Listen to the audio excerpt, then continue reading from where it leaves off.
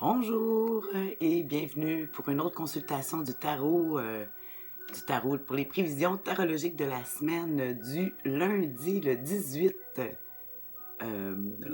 mars jusqu'à ce dimanche le 24 mars 2016. Oui, on est déjà en 2016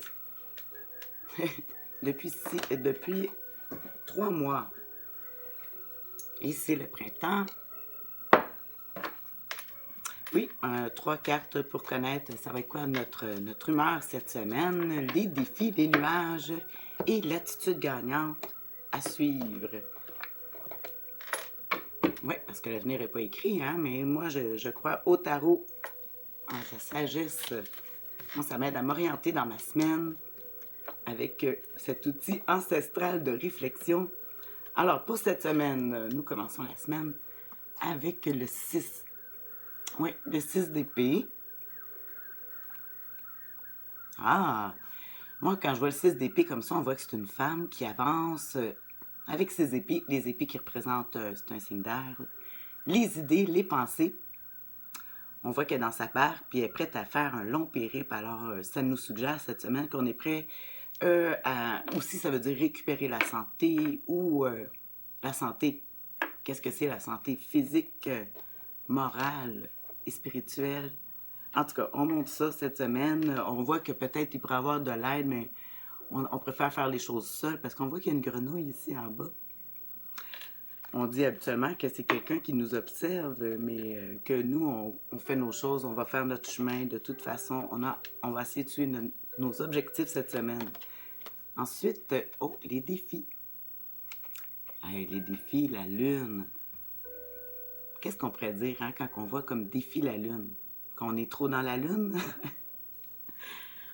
J'aime ça dire ça, mais aussi, la lune au tarot, elle représente la famille.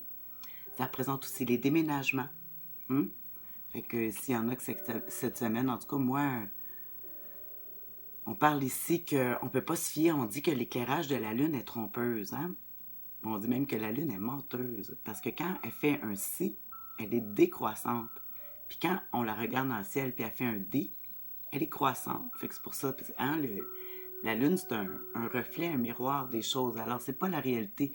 Des fois, j'aime ça dire qu'on est comme dans un club où ce que la lumière est basse, c'est que tout le monde est maquillé, arrangé, puis à la fin du party, quand on ouvre les lumières, des fois, on voit des choses différentes.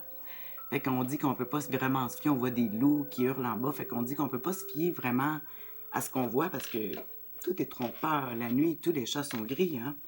Fait que ça va être un défi, ça, cette semaine. Alors, on va regarder maintenant le tarot. Qu'est-ce qu'il nous conseille pour nous aider avec ces défis-là? Oh!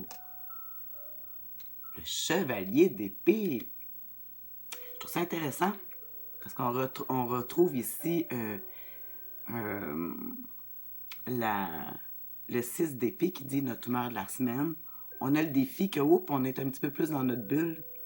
On doit plus se fier à notre intuition, mais ici, ça suggère de passer à l'action.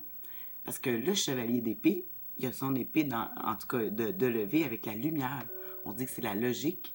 Comme je disais, c'est les pensées, les idées. Puis vu qu'il est vêtu d'une armure avec des pics, écoute, il est protégé, il peut aller, puis on voit qu'il se dirige vers le passé, comme s'il allait récupérer des choses. Peut-être que des combats qu'on n'a peut-être pas gagnés dans le passé, la semaine dernière, ou des choses comme ça. Ça suggère que maintenant, on a l'armure. Mais d'après moi, si on sait qu'on ne peut pas se fier à ce qu'on voit puis aller plus avec notre intuition, ça devrait nous aider. Ah, j'espère que vous avez apprécié, que ça va vous aider cette semaine à vous orienter pour réaliser ce qu'on veut avec les défis puis tout ça.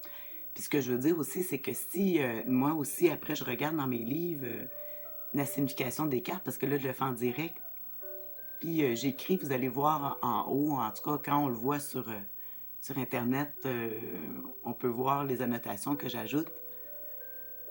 Puis je le mets aussi dans la description. Puis sur ma page aussi de la sorcière bien-aimée du Nord, sur Facebook, oui, sur ma page. Alors, c'est vrai, j'ai oublié de me présenter que mon nom était Tania Bélanger, sorcière bien-aimée du Nord, coach, tarologue, hein, pour mettre de la lumière dans notre vie. Alors sur ça, je vous souhaite à tout le monde une excellente semaine. Bye!